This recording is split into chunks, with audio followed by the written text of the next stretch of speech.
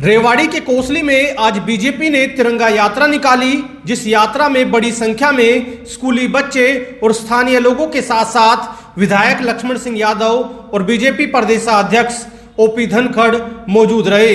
स्कूली बच्चे 750 मीटर लंबे तिरंगे के साथ यात्रा में शामिल हुए। कोसली में करीबन 5 किलोमीटर लंबी तिरंगा यात्रा निकाली गई, जिस यात्रा का समापन शहीद स्मारक पर शहीदों को श्रद्धांजलि अर्पित कर किया गया। कोसली पहुंचे बीजेपी प्रदेशाध्यक्ष ओपी धनखड़ ने कांग्रेस पर निशाना साधते हुए कहा कि कांग्रेसी तिरंगे को अपनी बपोती समझते थे, जिन्हें तिरंगे के बारे में कुछ बोलने का अधिकार नहीं है। ओपी धनखड़ ने कहा कि कांग्रेसियों ने तो इतिहास में से वो तारीख भी छुपा दी जिस 30 दिसंबर 1943 को नेताजी सुभाष चंद्र बोस ने अंडमान निकोबार को आजाद करा के तिरंगा फहराया था। उन्होंने कहा कि कांग्रेस के चमची मारने वाले लोग तो Indira is India, India is Indira बताते आए हैं। ओपी धनखड़ ने और क्या कहा, आप खुद सुनिए। देखिए, कांग्रेसियों ने तो वही तरीका अपनाया था जो ब्रिटिशर्स अपनाते थे, फूट डालो राज करो, और ये काम वो वर्षों से करते रहे। तिरंगे के बारे में बोलने का मुझे लगता है कांग्रेस को अधिकार नहीं है। एक तारीख में बता रहा हूँ, आज चलाना आप 30 दिसंबर 1943 नेताजी सुभाष चंद्र बोस ने अंडमान निकोबार द्वीप समूह को आज़ाद करके तिरंगा फहराया था। कांग्रेसियों ने इतिहास से ये तारीख छुपा दी है। कांग्रेसियों ने ऑर्डर पास किया लिखित में कि ये डी सेरेमोनियल है, यहाँ पर कोई झंडा नहीं फहराएगा। वहाँ झंडा फहराया गया तो अटल जी के राज में भैरव सिंह जी शेखावत भारत के उपराष्ट्रपति फहरा कर आए। मनमोहन सोनिया का जब दोबारा राज आया तो फिर से ऑर्डर निकाला कि ये डी सेरेमोनियल है। अब मोदी जी जाकर वो झंडा फहरा के आए और इतना ऊंचा फहरा दिया, अब कांग्रेस से उतर नहीं सकता। ये वो लोग हैं जो चमची मार कर ये कहा करते थे India is Indira, Indira is India. वो लोगों को याद है, लोग भूले नहीं हैं। ये वो लोग हैं जिन्होंने ऐसा देश बनाने की कोशिश की थी कि इंदिरा गांधी एयरपोर्ट पर उतर जाओ और राजीव गांधी एयरपोर्ट पर चढ़ो। ये वो लोग हैं जिन्होंने बाकी एयरपोर्ट के नाम नहीं रखे थे। किसी का डमडम एयरपोर्ट था, किसी का सांता क्रूज एयरपोर्ट था। अटल जी का राज आया तो सांता क्रूज छत्रपति शिवाजी हो गया और डमडम नेताजी सुभाष चंद्र बोस हो गया। गुवाहाटी लोकप्रिय गोपीनाथ बोरदोलई हो गया। नागपुर बाबा साहब भीमराव अंबेडकर हो गया। आमोसी चौधरी चरण सिंह हो गया।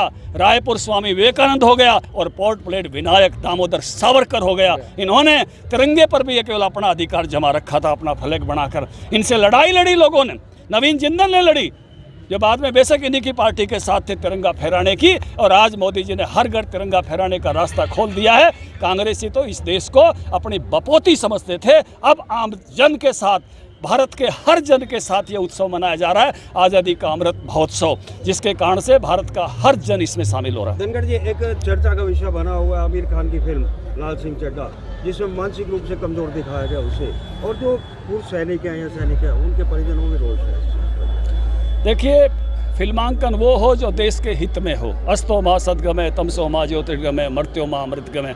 जो भारत को मजबूत करने वाला हो, ये देश उसी फिल्मांकन को पसंद करता है। धनखड़ जी, फ्रीडम फाइटर हरियाणा के भी जर्रे जर्रे में आज़ादी की लड़ाई लड़ी गई। सबसे ज़्यादा ताकत के साथ जो यहाँ लड़ाई लड़ी गई वो प्रथम स्वतंत्रता संग्राम था, जिसमें राव तुलाराम लड़े, उनके सहयोगी लड़े, राजा नाहर सिंह लड़े, और हरियाणा में कोई झज्जर का नवाब हो, चाहे कोई बहादुरगढ़ का नवाब हो, चाहे मेवात में ये लड़ाई लड़ी गई हो, चाहे रोहतक में लड़ी गई हो, चाहे हिसार में लड़ी गई हो, सिरसा में लड़ी गई हो, और इसकी शुरुआत जो है अम्बाला छावनी से हुई है। उन सब को याद करते हुए, उनके उस अप्रतिम बलिदान को याद करते हुए, और जिन लोगों ने 62 के युद्ध में, चाहे रेजांगला के वीर हों, चाहे 65 की लड़ाई लड़ने वाले हों, चाहे 71 की लड़ाई लड़ने वाले हों, चाहे कारगिल का युद्ध लड़े, हमारे 100 लोगों ने उस समय शहादत दी थी 400 में से कारगिल के युद्ध में, चाहे आतंकवाद से लड़े, ऐसे सब वीर जिन्होंने आज़ादी की रक्षा की।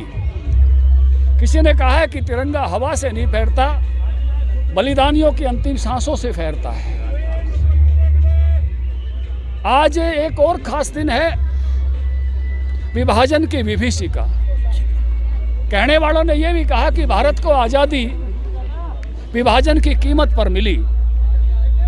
विभाजन की कीमत थी 10 लाख लोगों की मौत, 1.5 करोड़ लोग शरणार्थी, 10,000 बहनों की अस्मतों पर हमला। ये कोई मामूली कीमत नहीं थी। कांग्रेस के नेताओं ने कहा था कि हमारी लाश पे विभाजन होगा, लेकिन 10 लाख लोगों की लाशें बिछ गई। जो बैरिस्टर रेडक्लिफ या विभाजन की लाइन खींचने के लिए आए थे इंग्लैंड से, इंग्लैंड गए तो उनसे पत्रकारों ने पूछा क्या कभी आप भारत पाकिस्तान वापस जाएंगे? उन्हें कहा कि मैं कभी नहीं जाऊंगा, मैं ऐसा पाप करके आया हूं कि बंगाल और पंजाब के 8 करोड़ लोग मुझे दरखास्त लेकर ढूंढ रहे हैं जिनका मैं सामना नहीं कर सकता। इसलिए आज के दिन उन सबको याद करना चाहिए जो कौमें अपने इतिहास को भूल जाती हैं, उनको फिर से उसमें से गुजरना पड़ता है। हम अपने दुखद पलों को भूलें नहीं। मैं बधाई देता हूं आज लक्ष्मण यादव जी को, हुकम जी को, यहाँ के सारे कार्यकर्ताओं को। हमारे पूर्व विधायक विक्रम जी भी साथ हैं। पार्टी के सभी नेताओं को बहुत भव्य तिरंगा का आयोजन कोसली में किया है। धनखड़ जी, उन सभी बलिदानियों की याद में किया है, एक अलख जगाई है। और इस बार जब लोग तिरंगा फहरा रहे हैं, जहाँ उस 90 साल के संघर्ष को याद कर रहे हैं, तो अगले 25 साल को भी याद कर रहे हैं कि अमृतकाल भारत का कैसा हो, कैसे भारत दुनिया का सिरमौर बने।